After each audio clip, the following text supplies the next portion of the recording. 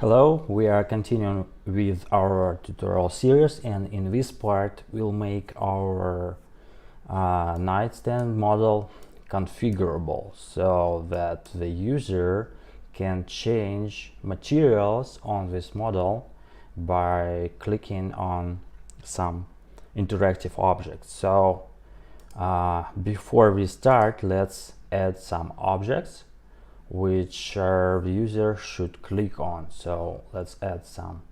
We'll be creating options for the metals in this part. So let's add some object. Let it be a sphere, which we are like a position near the model, something like this, and assign the first material to it. So we already got our chrome material, so let's assign it and add or just duplicate sphere. Okay, so let's create a material. Let's create a black paint material, so it won't be glossy as chrome, but it will be a rather painted matte material. So in order to do this, let's create a new physical material, call it paint black, and basically we want to remove metalness and change the color. So let's make it like a black and assign to the sphere. So let's check what we got. So it's pretty it. Maybe add some roughness, so let's make it 0.3.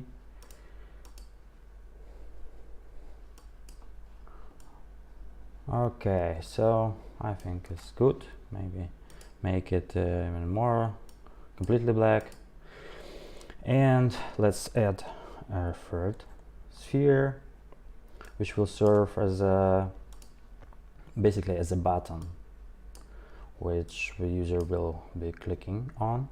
So, and assign another material which we'll call paint white. So instead of black color, it's just change to white color and assign to the sphere. So we get now free interactive object which we want the user to click on, so that the metal parts are changed in accordance to the selection that the user clicked on. So this is where we first meet the visual scripting tool of Verge3D, and in order for us to access this tool, we need to export to GLTF. Yes, and check that it is updated. Yes, it is updated, and click this button, puzzles. So when you run the puzzles editor for the first time, it may have different dimensions which you can tweak as I'm doing now. But if, for example, you don't see the buttons here and this corner is not available, so you can just right click on it and reset editor dimensions so that it fits your screen resolution. And basically this is a tool where you are adding the blocks, logic blocks from the different categories to the workspace here. And by connecting these blocks together, you can achieve various behavior without basically writing, because usually this is achieved by using some programming code, but with puzzles you can do it just very easy without coding, without writing, typing something. So let's begin with the configurator basically. So let's make this configurator, and in order for the user to be able to click on these objects, we need the event puzzle, which is called when clicked.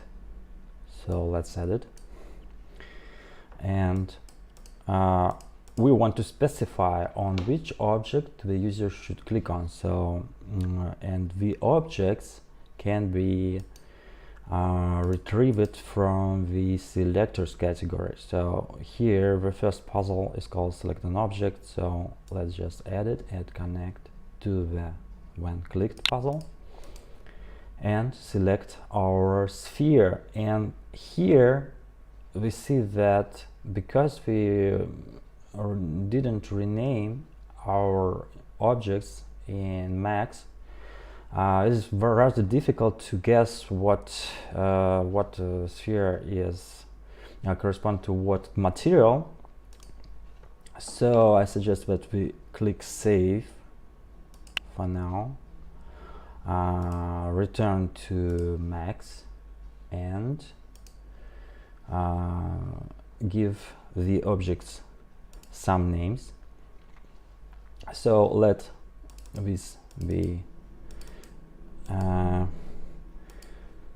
say sphere, okay, but sphere with Chrome edition. So this will be sphere sphere paint black, and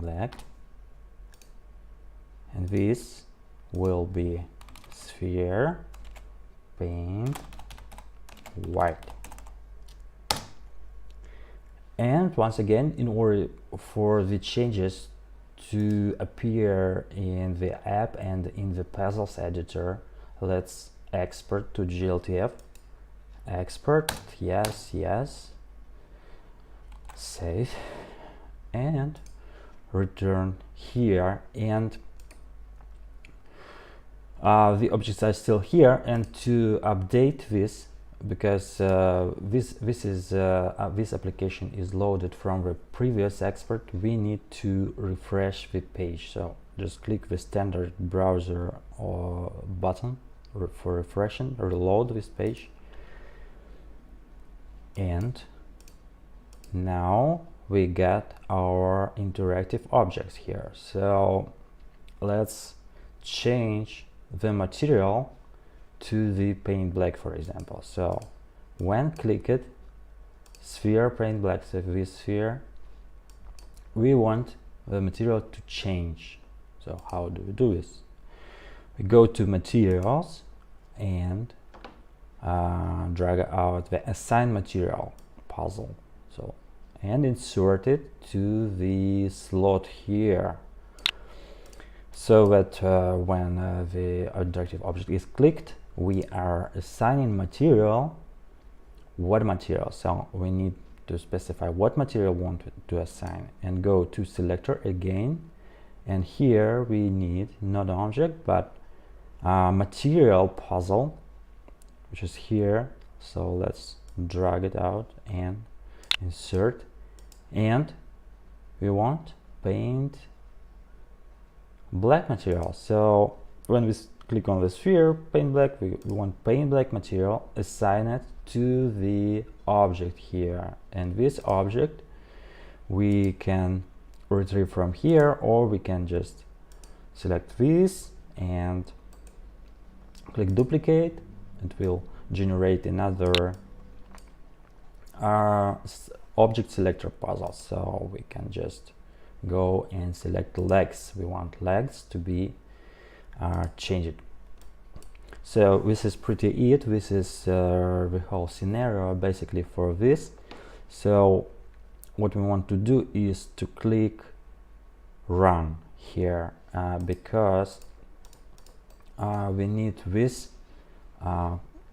puzzle scenario to be translated to the programming code, which will be running in the browser. So let's generate code. So let's run it, and now we can check if it works. So let's click on the sphere. Yes, it works. So basically we can do the following. We can duplicate in order for the other options to become working. We can do duplicate, or we can do select this group of puzzles and use the shortcuts Control-C, Control-V, and just change. So let's do Chrome, select here Chrome, and Control-V again, and select here white and use paint white, and run again. Now check. Yes, so everything works as expected. And what we want to do finally is to save our puzzles in order to make persistent this scenario persistent, so that we can exit the puzzles editor and run the application as usual by running it from the app manager. Now it will be run without any puzzles, so we can check if it works for our application. Yes, it works. So basically this is it. In the next part we'll be doing the wood materials. See you later.